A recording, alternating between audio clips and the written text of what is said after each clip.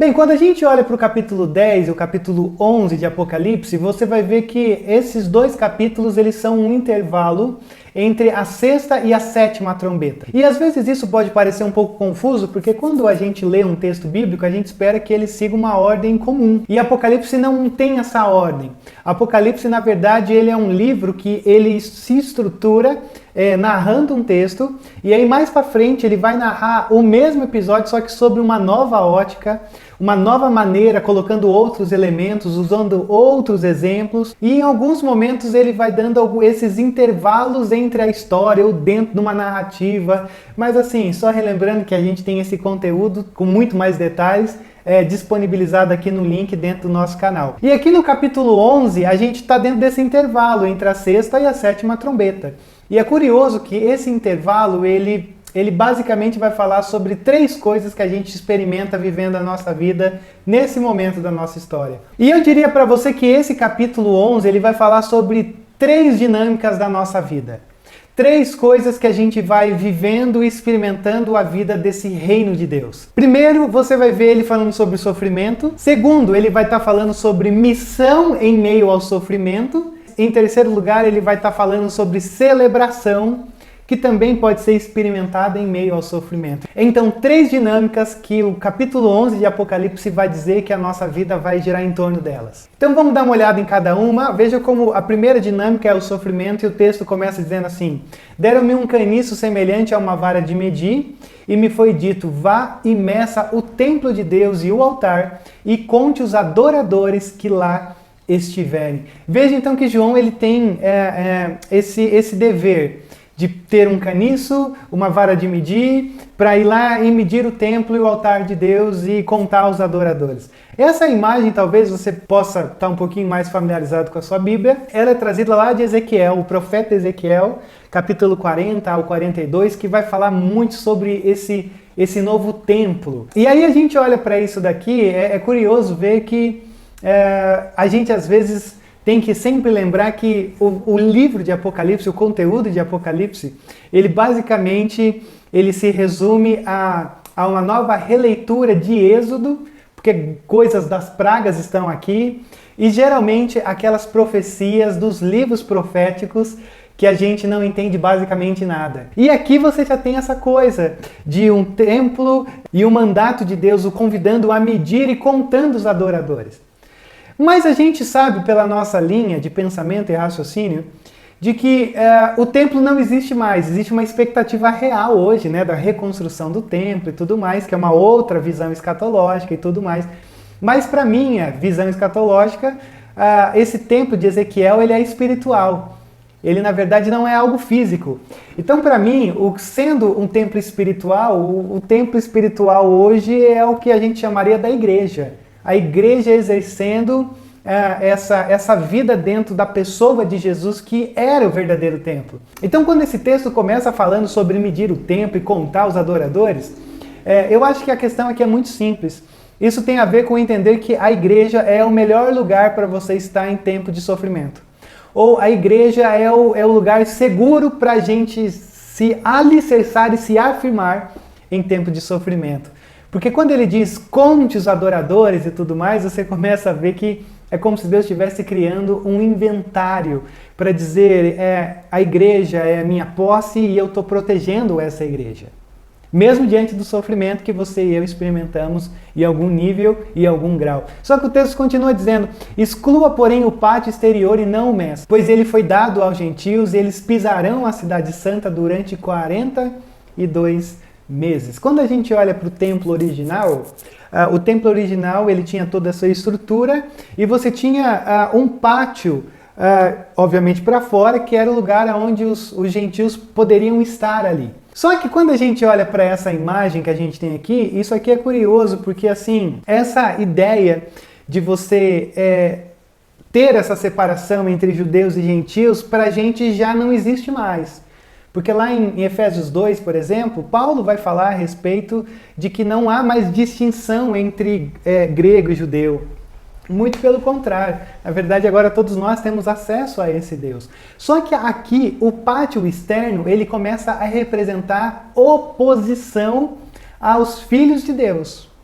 Então, por exemplo, lá em Daniel 8, por exemplo, você vai ter uma profecia falando sobre o pátio externo será pisado. Zacarias, capítulo 12, também vai falar sobre Jerusalém sendo pisoteada. O próprio Jesus, em Lucas 21, também vai falar essa ideia, né, dos gentios pisoteando os filhos, né, Jerusalém e tudo mais. Então, nesse caso, você vai vendo que essa imagem do pátio vai tomando uma oposição. Se torna agora uma imagem de oposição aos filhos. Só que tem um tempo limitado, durante 42 meses. E se você olhar para Daniel, você vai ver que Daniel tem uma profecia também usando números assim. Agora, a grande questão é que quando Daniel olhava para o seu tempo, o Daniel ele fez ou criou uma profecia, ou pelo menos foi revelado a Daniel uma profecia a respeito de Antíoco Epifânio, que surgiria ali na frente da história. E esse cara foi absurdo o quanto que ele perseguiu a Israel e tudo isso. E aí quando João usa essa imagem dos 42 meses, isso é interessante, porque João olha para trás e diz, vai surgir uma grande perseguição aí. Uma coisa tensa a respeito do que a igreja vai passar a experimentar nesses dias difíceis que ela viverá. E é curioso também porque esse número 42 ele tem algum simbolismo. Por exemplo, quando você olha para Números 33, você vai ver que os israelitas ali no deserto, né, o que se tornariam os israelitas como nação, porque ainda era um povo nômade, você vai ver que eles peregrinaram por 42 lugares diferentes ao longo da sua caminhada tensa no deserto. Você também tem que lembrar que lá no período de Elias houve 3 anos e meio de seca. Isso, 42 meses. Então, o que a gente tem aqui? Talvez o que a gente possa traduzir, para tentar deixar o mais simples possível um texto tão difícil como esse, é que nós viveremos uma tensão entre a primeira vinda de Cristo e a segunda vinda de Cristo. A primeira vinda de Cristo, que foi quando ele veio, obviamente, e a segunda vinda quando ele vem para buscar a sua igreja e trazer um julgamento final. Então, lá em Apocalipse 12, verso 15 e 6, que é o nosso próximo conteúdo, ele vai falar que justamente foi nesse período que começa esses dias tensos, quando Cristo vem e quando Cristo retorna. Então, a primeira área que João destaca para a gente aqui é a área do sofrimento, dizendo a dinâmica da nossa vida, ela sempre vai ser pautada no ritmo do sofrimento, da tensão, e de algum nível de perseguição. Mas a segunda dinâmica que a gente tem aqui nesse texto é a respeito da missão. Porque a gente não apenas sofre e se fecha no nosso mundinho dizendo, ok, Deus, eu prefiro ficar aqui. Não. Veja só o verso 3. Eu darei poder às minhas 2 testemunhas e elas profetizarão durante 1260 dias, vestidas de pano de saco. E essas são as 2 oliveiras e os 2 candelabros que permanecem diante do Senhor da terra. Veja então, sofrimento, essa é a dinâmica, e agora a dinâmica é missão em meio ao sofrimento, ou serviço em meio a esse sofrimento, ou proclamação em meio a esse sofrimento. E veja que aqui você tem um outro número, 1260 dias, que nada mais é do que 42 meses.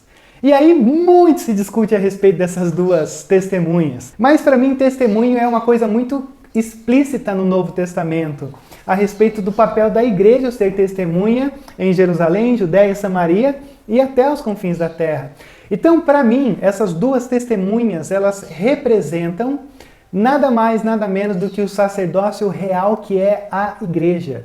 E aí quando você tem alguns exemplos aqui, 2 oliveiras, 2 candelabros, essas imagens elas são trazidas lá de Zacarias, capítulo 3 e 4. Agora o que eu quero que você perceba é que a igreja ela testemunha ou ela vive em missão mesmo diante do sofrimento.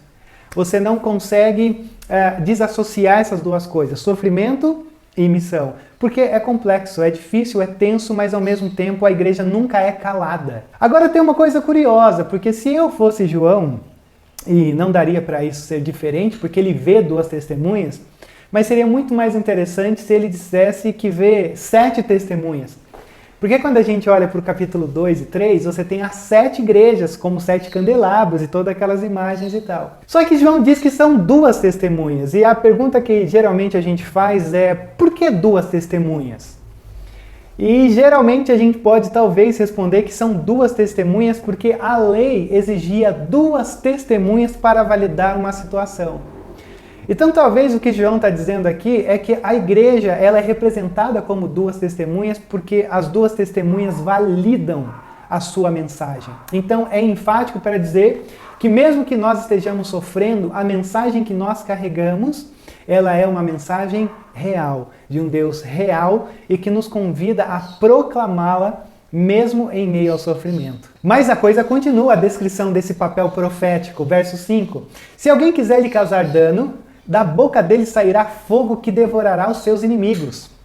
E é assim que deve morrer qualquer pessoa que quiser causar-lhe dano. Esses homens têm poder para fechar o céu, de modo que não chova durante o tempo em que estiverem profetizando. E tem poder para transformar a água em sangue e ferir a terra com toda sorte de pragas, quantas vezes desejarem. Veja que coisa interessante, aqui a gente tem a ilustração de dois homens do Antigo Testamento. Essas duas imagens aqui, elas nos levam para Elias e Moisés. Elias, que é esse cara lá de 1 Reis 17, que faz fogo chover do céu. E Moisés, que é esse camarada que simplesmente faz com que a água se torne em sangue. É lógico que a gente usa Elias e Moisés como se eles fizessem a coisa, mas eles estão sendo usados por Deus para trazer julgamento a uma cidade corrompida. Então veja só que coisa interessante. É para falar que o nosso testemunho, ele não é uma coisa banal, não é uma coisa fraca, uma coisa pequena. É uma coisa gloriosa. É como se nós estivéssemos exercendo o nosso papel profético da mesma forma que Elias e Moisés o fizeram no seu tempo. E ele continua no verso 7. E quando eles tiverem terminado o seu testemunho, a besta que vem do abismo os atacará, irá vencê-los e matá-los. Os seus cadáveres ficarão expostos na rua principal da grande cidade, que figuradamente é chamada Sodoma e Egito, onde também foi crucificado o seu Senhor. Veja que agora surge essa figura do anticristo, do homem da iniquidade ou a besta, toda essa imagem do poderio satânico operando nesse mundo. E aí ele usa essa imagem da grande cidade que ele chama de Sodoma e Egito. Porque é curioso perceber que existe uma teologia da cidade. E Sodoma tem a ver com essa imoralidade, depravação e rebelião. E Egito tem a ver com essa opressão e rebelião também contra Deus. Então ele usa esses dois nomes assim para dizer o seguinte, a igreja está num ambiente hostil e a missão vai acontecer num ambiente hostil. E o grande problema aqui é que a igreja incomoda. E a igreja incomoda porque ela está pregando valores e ela está exercendo uma influência que é contrária aos valores desse mundo. Tanto que, olha só, como ele continua no verso 9. Durante 3 dias e meio, homens de todos os povos, tribos, línguas e nações contemplarão seus cadáveres e não permitirão que sejam sepultados. Os habitantes da terra se alegrarão por causa deles e festejarão, enviando presentes uns aos outros, pois esses dois profetas haviam atormentado os que habitam na terra. Veja só que coisa terrível. Não sepultar um corpo nesse período era um insulto terrível. Então veja como a igreja ela é desprezível aos olhos do mundo. E o seu papel profético é completamente desprezado por ouvidos que não querem ouvir as boas notícias. Tanto que o texto fala que eles anunciam, mas aí eles sofrem a morte. Só que essas imagens, como elas são figuradas, obviamente elas não são literais, então. Então veja que ao mesmo tempo em que a morte, o verso 11 diz que, mas depois dos 3 dias e meio entrou neles um sopro de vida da parte de Deus, e eles ficaram de pé e um grande terror tomou conta daqueles que os viram. Então eles ouviram uma voz forte do céu que lhes disse, subam para cá. E eles subiram para o céu numa nuvem, enquanto os seus inimigos olhavam. São imagens que refletem a história desses homens, mas também essa coisa do soprar do Espírito é de Ezequiel 37. Tudo isso está dizendo, eles morrem, mas eles vivem, ou seja, a igreja às vezes parece fracassar no seu ministério profético. Mas quando ela é morta pelos ruídos de um mundo hostil, ela revive, porque não é um projeto humano, é um projeto divino. Então o Senhor faz com que o seu Espírito seja soprado sobre ela. E aí o verso 13 diz, e naquela mesma hora houve um forte terremoto e 1/10 da cidade ruiu. 7.000 pessoas foram mortas no terremoto. Os sobreviventes ficaram aterrorizados e deram glórias ao Deus do céu.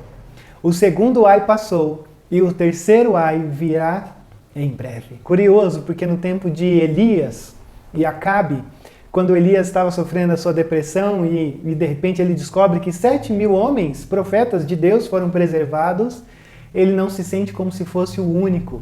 E tem alguma imagem muito estranha aqui nesse texto, porque ele diz assim, ó, nesse contexto, nessa condição, o testemunho e o martírio da igreja se tornou uma grande proclamação do Evangelho. Então, às vezes, até mesmo quando nós sofremos e não negamos a nossa fé, existe uma maneira de pessoas reconhecerem o senhorio do Senhor pela nossa fidelidade em permanecer fiel, até mesmo se a morte vier a ser o nosso caso. Na verdade, essa é a grande história da igreja. O martírio dos cristãos geralmente foi um grande fracasso, porque ao invés deles gritarem e se desesperarem, eles simplesmente se entregavam à morte, reconhecendo que Jesus Cristo jamais deveria ser negado, e muito menos demonstrar uma morte trágica, porque nós reconhecemos o Senhor soberano sobre a nossa vida e sobre a nossa morte. Então essa é a segunda dinâmica da igreja. Mas a terceira e última dinâmica que eu quero que você veja aqui comigo é que não apenas há sofrimento, não apenas há missão, mas também há celebração. E aí o sétimo anjo toca a sua trombeta e ouve altas vozes no céu que diziam: o reino do mundo se tornou de nosso Senhor e do seu Cristo, e ele reinará para todo sempre. Os 24 anciãos que estavam assentados em seus tronos diante de Deus prostraram-se sobre os seus rostos e adoraram a Deus, dizendo: graças te damos, Senhor Deus Todo-Poderoso, que és e que eras, porque assumiste o teu grande poder e começaste a reinar. E as nações se iraram, e chegou a tua ira, chegou o tempo de julgares os mortos, de recompensares os teus servos, os profetas, os teus santos, os que temem o teu nome, tanto pequenos como grandes, e de destruir os que destroem a terra. Então foi aberto o santuário de Deus no céu, e ali foi vista a arca da sua aliança. Houve relâmpagos, vozes, trovões, um terremoto e um grande temporal de granizo. Veja que aqui então a gente já entra na parte final, que seria a volta de Jesus. O julgamento final. Porque toda vez que você tem essa estrutura de 7, o sétimo ato sempre é sobre o julgamento final, a volta de Cristo. E aí a celebração da igreja e ao mesmo tempo o julgamento daqueles que não abraçaram a graça. E esse é nada mais, nada menos do que o sétimo anjo tocando a sua trombeta e anunciando o julgamento final. Então é como se essa dinâmica da vida, ela pertencesse mais a uma expectativa do nosso coração. Porque nós sofremos, isso é hoje. Nós experimentamos a missão e a proclamação, que isso também é hoje. Mas essa celebração a gente experimenta hoje, mas ainda não. Porque saber aonde a nossa história termina, numa grande celebração, é algo que a gente aguarda, mas é algo que cria uma expectativa no nosso coração, que acaba gerando essa dinâmica da celebração no nosso ser hoje. E perceba que quando ele diz isso sobre essa celebração final, e que já vai inundando o nosso coração, veja que ele vê o santuário de Deus no céu e a Arca da Aliança que misteriosamente sumiu no Antigo Testamento, ela reaparece aqui. E essa Arca da Aliança, ela tem um poder significativo muito grande para a gente dentro dessa imagem. Porque o que está dizendo é assim: a Arca da Aliança é uma representação que Deus foi fiel às suas promessas. Ao longo de toda a tua Bíblia, você tem o Deus conosco buscando habitar com o homem. E ele prometeu isso desde o início no Éden. E agora, no final da história, essa Arca da Aliança, que é esse lugar onde Deus habita com o homem, ela agora passa a acontecer de uma maneira real e de uma maneira eterna. Então veja que há um clímax de louvor e terror ao mesmo tempo. A igreja adorando, mas os inimigos de Deus se derretendo, envergonhados e aterrorizados pela tamanha glória do Senhor. E aí a gente vai vivendo essa expectativa no meio de tudo isso que a gente vai experimentando ao longo da nossa vida. E assim, quando essa sétima trombeta tocar, eu julgo que todos nós nos identificaremos com ela, porque a gente vai ouvir o seu toque e vai dizer: finalmente, finalmente as coisas agora vão ser como deveriam ser. Finalmente agora as coisas caminharão e serão eternamente experimentadas da maneira que a gente tanto anseia aqui. Por isso que eu leio para você esse capítulo 11 hoje de Apocalipse, para dizer que para mim esse capítulo foi escrito para aqueles que estão se sentindo fracassando, para aqueles que já estão se sentindo a par dos valores do que o mundo pode te oferecer. Quando você tem uma vida que já não mais se encaixa na vida comum. Quando a gente está envolvido por tantas tensões e ao mesmo tempo a gente proclama, mas a gente vive uma expectativa. Para mim esse capítulo 11 ele é um capítulo que diz assim: ainda que esteja difícil, lembre-se sempre que a vida ela vem por meio da morte. Porque esse é um texto que diz a morte mais a vida. Deus ele tem essa dinâmica na nossa vida que a gente às vezes não entende, mas ele consegue soprar o seu espírito para nos colocar em pé novamente em missão. E isso só acontece porque na morte de Cristo houve vida para nós.